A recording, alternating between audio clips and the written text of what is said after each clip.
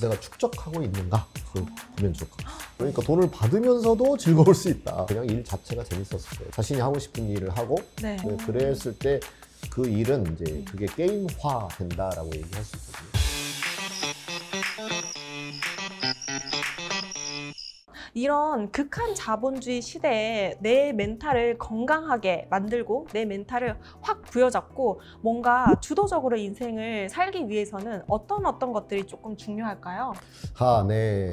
되게 어려운 이야기인데 일단은 연 수익은 한 8천만 원 정도가 상한선이라고 해요. 무슨 얘기냐면 8천만 원까지는 돈이 나의 행복에 영향을 좀 많이 미친다. 8천만 원을 찍고 나면 그 이상은 나의 행복을 늘리는데 크게 영향을 끼치지 않는다. 뭐 이런 통계 수치가 있더라고요. 그걸 좀 감안하면 좋을 것 같아요. 내가 지금 어느 위치에 있는가. 계속해서 내가 소득을 올리는 것이 내 행복을 가져다 줄 거야 라고 하는 생각은 아닐 수 있다라는 거고요. 그러면 진짜 행복은 어디에, 그러니까 뭐 예를 들면 정말 건물주 이게 로망이겠죠. 근데 그들에게 행복하냐라고 물었을 때는 아닐 수 있다는 거예요. 당신에 비해서. 그런데 없을 때 생각해보면 그건 없는 사람들 얘기고 진짜 있어 보고 나서 그 말을 해야지 이렇게 얘기할 수 있지만 미리 이렇게 학자들이 연구해 놓은 게 있으니까 그 8천만 원의 그 네. 상한선을 한번 참고해 볼 필요는 있다. 그쵸. 네, 그런 거고요. 빅터 프랭클의 이야기가 아주 유명하죠. 그는 그 죽음의 수용소에서조차 네. 그 나치의 캠프에서조차 완전히 자유가 억압된 자리잖아요. 거기서도 자신의 생의 의미를 찾고 거기서 자유를 누렸던 사람이거든요. 그러니까 그 정도의 극한 상황에서도 자유를 누릴 수 있다면 지금의 일하는 상황에서의 자유는 정말 엄청나게 많은 거다. 근데 본인 스스로 내가 찾을 수 있는 자유를 어찌 보면 포기하고 있는 것일 수도 있어요. 그러면서 늘 리더가 잘못해서 그래라든지 동료가 잘못해서 그래라든지 뭔가 시스템이 문제야 이렇게 생각하고 있는 거잖아요. 끊임없이 이제 나를 되돌아보는 게 아니고 남 탓을 많이 하는 상황. 그렇죠. 네, 그래서 결국은 어떤 경우에도 그 최종 선택은 개인의 몫이거든요. 그러니까 아무리 어떤 압박이 다가오더라도 결국은 내가 선택하는 부분이 마지막까지 살아있어요. 그래서 그 점을 잘 들여다보면 그래서 그 자유를 내가 누릴 수 있다면, 실현할 수 있다면 그게 가장 중요한 행복의 근원이다 이렇게 얘기할 수 있어요. 그럴 수 있겠네요. 저도 그 전에 회사에서 지금의 회사로 이직을 할 때 굉장히 고민을 많이 하던 순간에 이 빅터 프랭클의 죽음의 수용소 책을 다시 한번 읽어봤었거든요. 진짜? 네. 다시 읽으면서 내적 확신이 이렇게 탁 섰고 그 내적 확신으로 지금 3번째 직장으로 이직을 한 거였어요. 그러다 보니까 내적 확신을 갖고 다양한 관점에서 고민을 해보고 나의 넥스트 스텝을 딱 결정을 했더니 옮기고 나서는 뭔가 힘든 순간도 있을 거고 재미없는 순간도 있을 거지만 내가 온전히 선택했다라는 그 생각에 후회가 크게 없더라고요. 그래서 그런 책을 한번 읽어보는 것도 추천을 드릴게요. 제가 개인적으로 조금 좋아하는 어떤 이제 주역을 보시는 사주를 보시는 분의 이제 글을 한번 봤었는데요.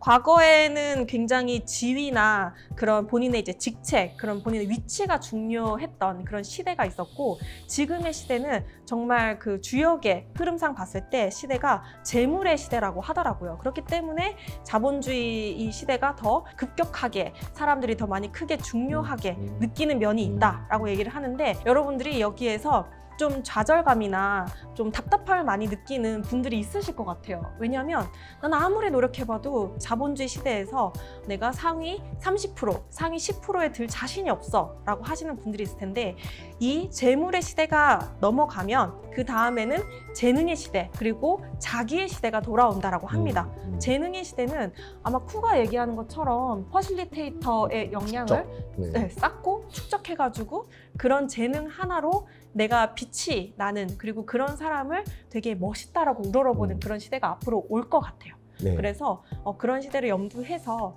자본주의 시대에 너무 돈과 재물 이런 것에만 집중하는 것이 아니라 나라는 사람을 내 능력을 성장시키고 발전시키는 거에도 좀 관심을 많이 가지시면 좋을 것 같아요. 끝으로 이런 거에 대한 고민이 있는 분들을 위해서 쿠가 좀 이거 정말 중요한데 얘기해주고 싶어 라고 하는 부분이 있으실까요?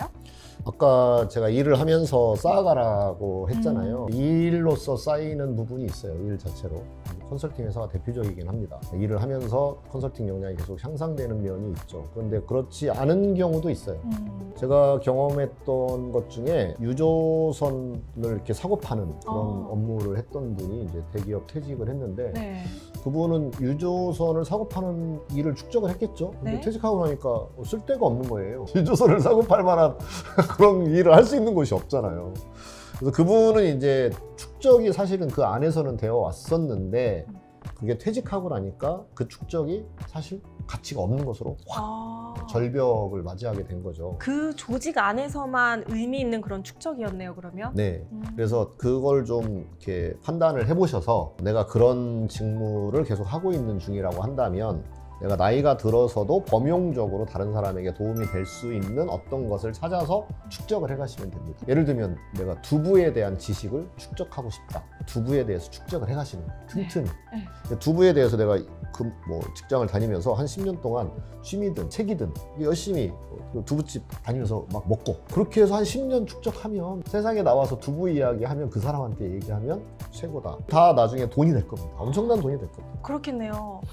그러면 이렇게 해볼 수도 있겠네요. 내가 만약에 회사에서 마케터로 근무를 하고 있다.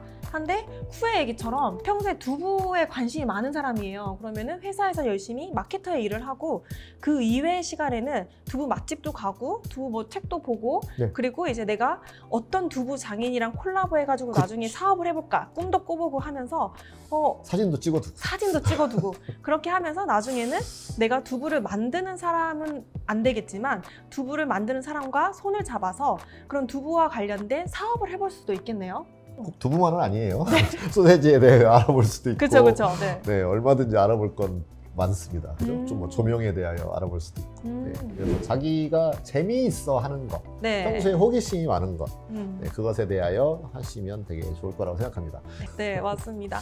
그래서 쿠의 얘기를 듣다 보니까 세상에서 요즘에 트렌드인 게 뭐지? 라고 이렇게 막 자꾸 들여다보고 찾고 할 시간에 내가 진짜 관심 있는 건 뭐지? 라는 거에 집중하면서 내 일과 관심 있는 분야를 결합시켜서 발전시킬 수 있는 방법, 맞아요. 그거를 찾아보신다면 내 미래가 크게 불안하거나 걱정되거나 그럴 일은 없으실 것 같아요. 그래도 불안이 남긴 남아요. 아, 그래요? 네.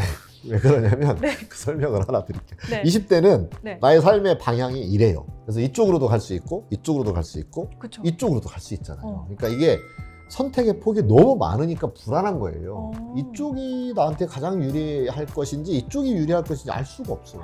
어떤 갈림길이 네, 나한테 가장 최적의 너무 갈림길인지. 많아요. 네. 그러니까 불안할 수밖에 없죠. 내가 이걸 하더라도 내가 여기 언제까지 이걸 계속해야 돼?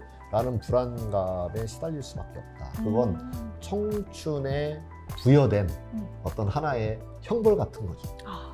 젊음이라는 굉장히 귀중한 정말 보배 같은 그런 가치를 갖고 있지만 이 미래에 대한 불안이라고 하는 또 형벌이 주어져 있는 것이 젊은이다.